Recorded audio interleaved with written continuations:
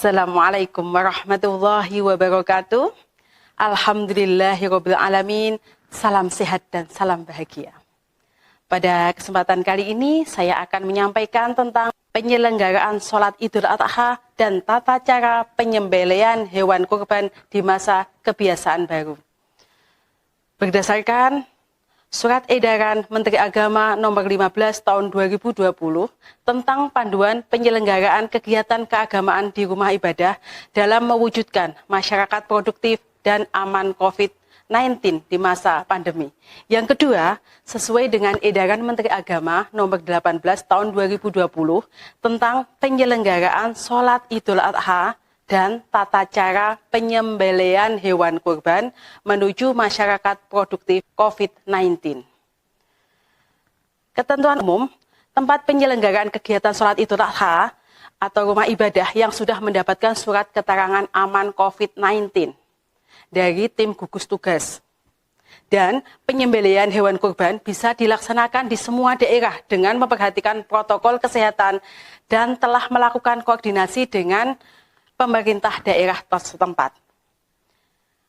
Selanjutnya, saya akan menjelaskan tentang penyelenggaraan sholat Idul Adha sesuai dengan surat edaran tersebut. Yang pertama, menyiapkan petugas untuk melakukan dan mengawasi penerapan protokol kesehatan di area tempat pelaksanaan. Yang kedua, melaksanaan pembersihan di area tempat pelaksanaan. Untuk yang ketiga, membatasi jumlah pintu atau jalur masuk atau keluar tempat pelaksanaan guna memudahkan penerapan dan pengawasan protokol kesehatan. Yang keempat, menyediakan fasilitas cuci tangan dengan sabun, dengan hand sanitizer di pintu masuk dan keluar tempat ibadah atau masjid. Yang kelima, menyediakan alat pengecekan suhu tubuh di pintu jalan masuk atau keluar. Jadi jamaah masuk ke masjid dicek suhunya dulu. Jika ditemukan jamaah dengan suhu lebih dari 37,5 derajat, 2 kali pemeriksaan dengan jarak 5 menit, maka tidak diperkenakan memasuki area tempat pelaksanaan ibadah. Yang keenam, menerapkan pembatasan jarak dengan memberikan jarak waktu sholat.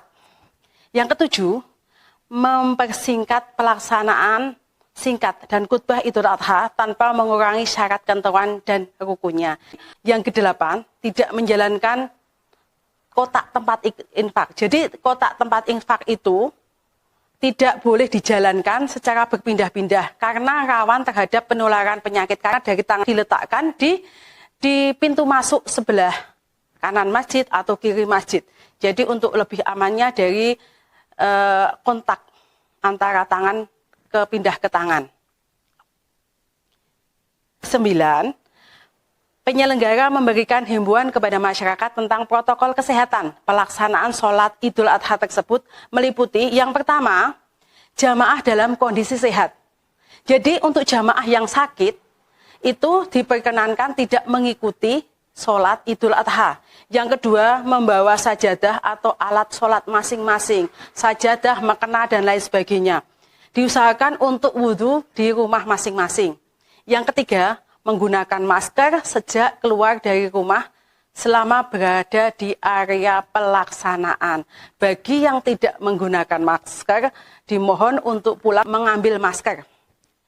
Yang selanjutnya, menjaga kebersihan tangan dengan sering mencuci tangan dan sabun atau hand sanitizer. Petugas penyelenggara ibadah sholat Idul Adha menyediakan tempat cuci tangan dengan sabun atau dengan hand sanitizer. Selanjutnya, menghindari kontak fisik seperti bersalaman dan berpelukan. Kita di tempat area pelaksanaan sholat Idul Adha diusahakan kita menghindari fisik. Jangan sampai kita saling bersalaman apalagi atau berpelukan. Itu menjaga jarak antar jamaah. Jadi antara jamaah itu ada jarak minimal setengah meter atau 1 meter. Himbau untuk tidak mengikuti sholat Idul Adha di masjid atau tempat ibadah di sekumpulan orang banyak bagi anak-anak, bagi usia lanjut, atau bagi yang tertular penyakit serta orang yang sakit bawaan yang berisiko tinggi terhadap COVID-19. Jadi sebaiknya bagi anak-anak yang di bawah 5 tahun, bagi orang yang lanjut usia, bagi orang yang rentan tertular penyakit, sebaiknya di rumah saja, sholat Idul Adha di rumah saja, karena sangat rentan sekali terhadap COVID-19.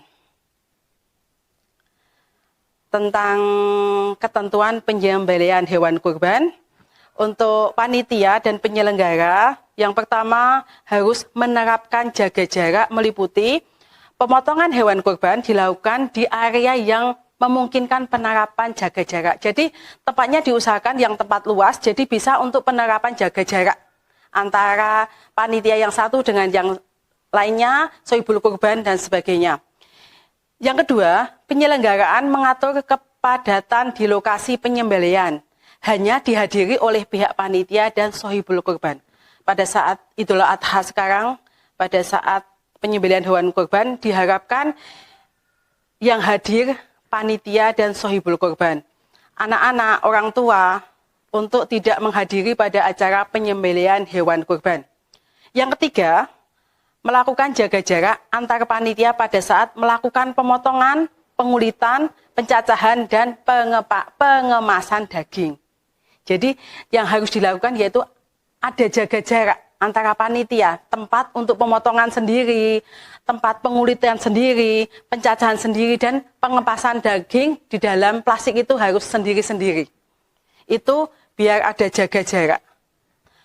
Selanjutnya, pendistribusian daging kurban sebaiknya dilakukan oleh panitia ke rumah mustahik. Untuk penerapan kebersihan personal panitia meliputi 1, panitia atau sohibul kurban harus melakukan pemeriksaan kesehatan awal, yaitu melakukan suhu tubuh di setiap pintu masuk tempat area penyembelihan hewan kurban. Panitia yang berada di area penyembelihan hewan kurban dan dalam penanganan daging, tulang, jeroan harus dibedakan. Jadi sudah saya sebutkan bahwa tempat penyembelihan, tempat pengulitan, tempat penanganan daging, tempat tulang, jeroan itu harus dibedakan. Setiap panitia yang melakukan penyembelihan, pengulitan, pencacahan, pengepasan, pendistribusian daging harus selalu menggunakan masker. Masker tidak boleh dilepas. Pakaian lengan panjang dan pakai sarung tangan di area penyembelihan untuk menjaga keamanan semuanya. Jadi itu yang bisa saya sampaikan tentang penyembelihan hewan kurban dan tentang ketentuan sholat Idul Adha di masa pandemi COVID-19 di masa kebiasaan baru ini. Semoga dari saya bermanfaat. Apabila ada kesalahan saya mohon maaf. Assalamualaikum warahmatullahi wabarakatuh.